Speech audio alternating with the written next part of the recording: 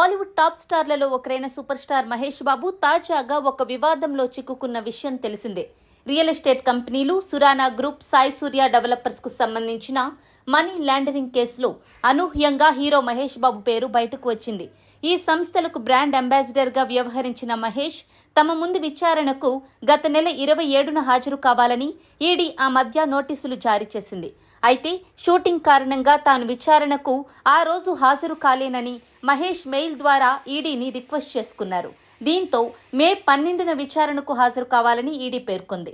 అయితే 12న కూడా మహేష్ ఈడీ విచారణకు హాజరు కాకపోవడంతో ఫ్రెష్గా ఈడీ అధికారులు హీరో మహేష్ బాబుకు మరోసారి నోటీసులు జారీ చేయడం ఆసక్తికరంగా మారింది. ప్రస్తుతం మహేష్ లండన్లో ఉన్నారు. లండన్లోని ప్రతిష్టాత్మక రాయల్ ఆల్బర్ట్ హాల్లో RRR లైవ్ కాన్సర్ట్ ని నిర్వహించారు. ఇందులో పాల్గొనడం కోసం రాజమౌళితో కలిసి మహేష్ బాబు లండన్ వెళ్లారు.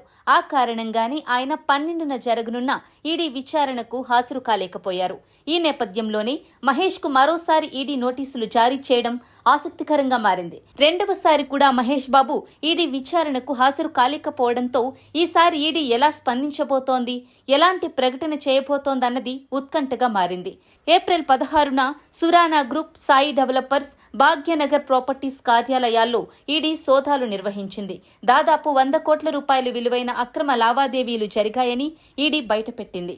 అంతేకాకుండా సురానా గ్రూప్ కు చెందిన నరేంద్ర సురానా ప్రాంగణం నుంచి లెక్కల్లో చూపని 74.5 లక్షల రూపాయల నగదును స్వాధీనం చేసుకుంది.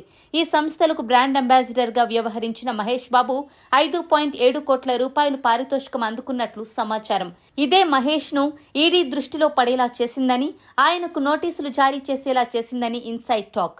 మరి తాజా వివాదం నుంచి మహేష్ ఎలా బయటపడతారు, ఈడీకి ఎలాంటి సమాధానం చెబుతారన్నది ఇప్పుడు ఆసక్తికరంగా మారింది.